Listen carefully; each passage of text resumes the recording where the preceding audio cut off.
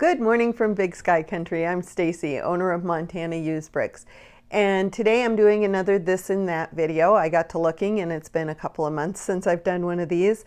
And of course I am months behind on my comments as usual.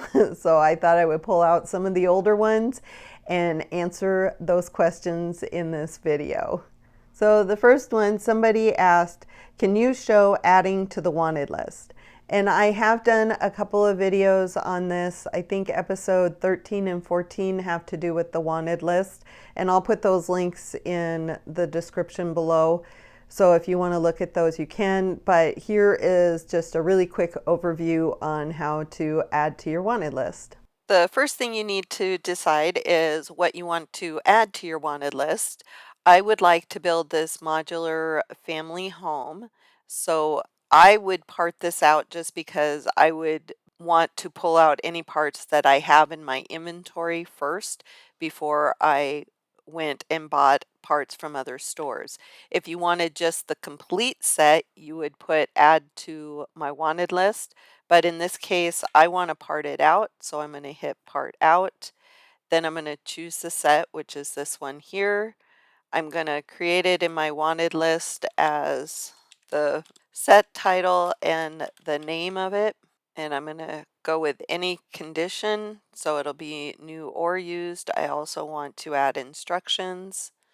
And then I'm going to put submit for edit.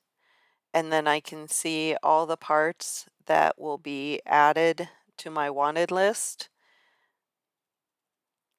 which is quite a few. It's actually a bigger set than I thought it was. Probably not going to add it to my list today, but I am going to show you how I do this. So here are the instructions. Down here are the alternate. A lot of times what I will do is I will look on Rebrickable and a couple of other sites to see which of these was originally used in the set so that I can keep it as original as possible. Once I have that information, I would choose which one I wanted, and then I would click add to wanted list. I'm not going to do that today because I don't want it on my list today because it'll show me all of them that are currently in my store and I don't have time to pull them out of my store today. But once I do that, when I go up to my wanted list, you can see all the other ones that I have put in here that I am still collecting parts for. I can see the set number and the name of the set and how many parts left I need to collect. So you can see that quite a few of these I'm getting down there on the parts I need. If I wanted to just add an individual part, I would put in the part that I'm looking for. I would bring that up and then I would click add to my wanted list. And then it's going to bring it up. And then if I wanted to add it to one of these sets, I could click which set I wanted to add it to. Or if I just wanted to end up on my default list because it's just one part for one set, I'll put them on my default list. And I usually leave it at any. Sometimes on the white parts, I might put new just to make sure that I get the best white parts, but generally I leave it on any. I don't usually set a max price, and then I will add the remark of which set I'm collecting this part for, and then I'll put it on my wanted list. And that's how I add to wanted lists.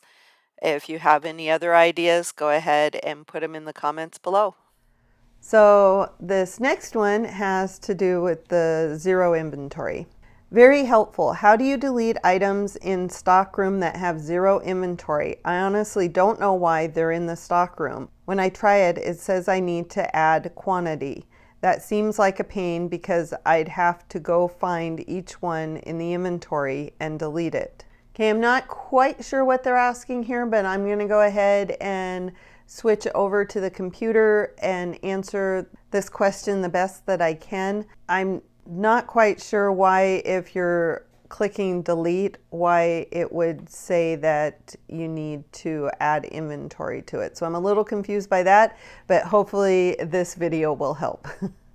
Everybody handles their store differently. Everybody uses the stock rooms differently, and everybody handles what they want to do when the item becomes zero.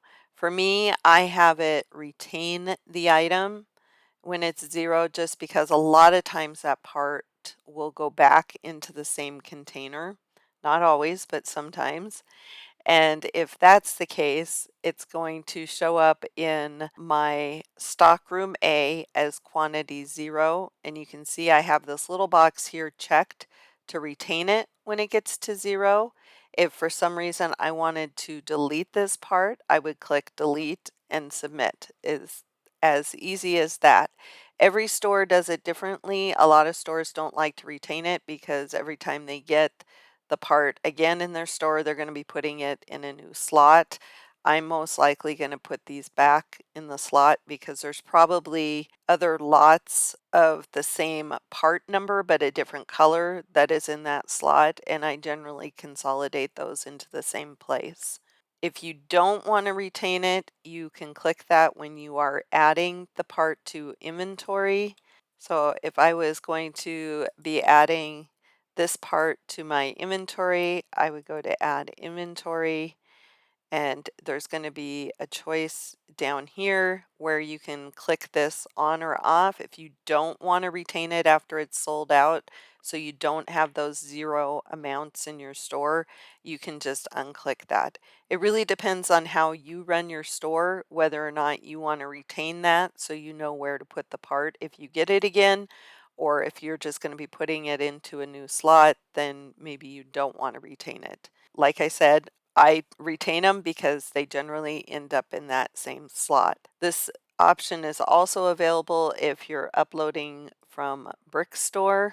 So once I click to upload from Brickstore, it's going to ask me about the consolidation, about retaining after sold out.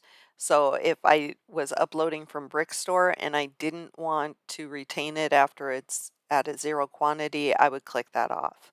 But I use that, so I'm going to leave it on. The next one is nice to see one haul end to end. I don't really keep hauls separated to see what profits I've actually made. I just don't have the space for it. Also, I sometimes put them together to get a bit more pieces of the same category before I catalog them. How do you price your parts? Current average? So actually, to comment on a couple of those things, yeah, I have been keeping my recent Lego buys separate so that I can do start to finish videos. I didn't used to do that, which is why I have 6 containers just chock full of Lego. Well, 5 now. I actually emptied one the other day, but I have 5 containers full of Lego. And I really don't have the space to keep everything separated. I have containers sitting throughout my shop with various Lego buys just so I can do a start to finish video. But once I started doing those, I really enjoyed it because I enjoyed seeing what the profit was and also just being able to see the process and how long it takes me. As for what I price items at, I price mine at the 6-month average. That's it. I used to kind of increase it a couple of cents here and there on some of the parts, but I don't even do that anymore, and I still seem to make a pretty good profit here and there on the parts. Well, some of the parts, most of the parts, maybe. I do understand why people do the current average because it is a little bit more than the 6-month average, but I think for me, the 6-month average is what draws people into my store. I could be wrong about that. Go ahead and put your comments on that in the comments below. I'd be interested how many people do the 6-month average and how many do the current average, or do you just make up your own price? So put that in the comments below. The next one. Quick question, do you ever list Lego books or Lego themed video games on Bricklink? I know that some sellers do, but I have no idea if this is common or not. I do have one of the video games in my store, but it's never sold and it's probably been in my inventory for about 3 or 4 years or more by now. I will probably just end up giving that one to a thrift store As for the books, I do have some of the bigger Lego books, but they're really heavy, and I don't think for the cost of the book and what it would cost to ship it, it's worth putting into my store. I have thought about selling them on eBay. People seem to be a little bit more willing to buy and pay a little bit more for shipping on eBay than they are in the Bricklink store. But those, I'm kind of holding on to them. I may just give those away as gifts at some point.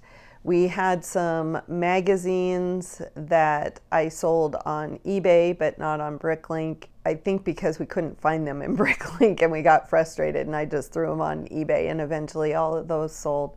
So I guess it really depends on what you're selling. If they're maybe current Lego video games, I think they might sell a little bit faster than the older ones that are made for older game consoles. And the books, it really depends on the size of the books, the type of the books. A lot of the books come with minifigures, so if you're trying to sell the book, you may actually need to have the minifigure in order to have a faster sale. I'm sure eventually somebody would buy it. Again, I'm going to ask for everybody else's comments. How do you feel about that? Would you sell video games or books or magazines in your store? I would be curious. This last one is something I hadn't even considered or thought about, and I would be really interested if somebody out here knows the answer to this. So this one I definitely would like a comment on, because I have no clue about this, so I'm throwing it out there for everybody else. A question for you. Do you think long-term storage of Lego elements in Ziploc type bags or poly bags can turn pieces yellow? And I honestly don't know. I hadn't even considered that. I have quite a few parts that I do store in Ziploc type bags, in sandwich bags, and just reused older plastic bags.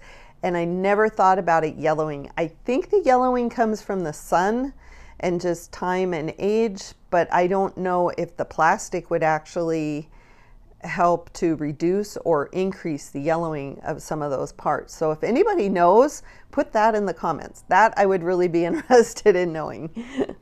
That's my video for today. I do again want to thank everybody who takes time not only to watch my videos, but takes time to comment or send me messages through Bricklink. I really, really appreciate it. I don't always have the time to reply to all the comments. I do read them as they come in, and I do try to go through and at least put a little heart by the ones that I've read to let you know that I did read it and I appreciate you. So again, thank you. So if you enjoyed this video, go ahead and give it a thumbs up. If you really liked it, hit that subscribe button, and I will see you in the next video. Bye.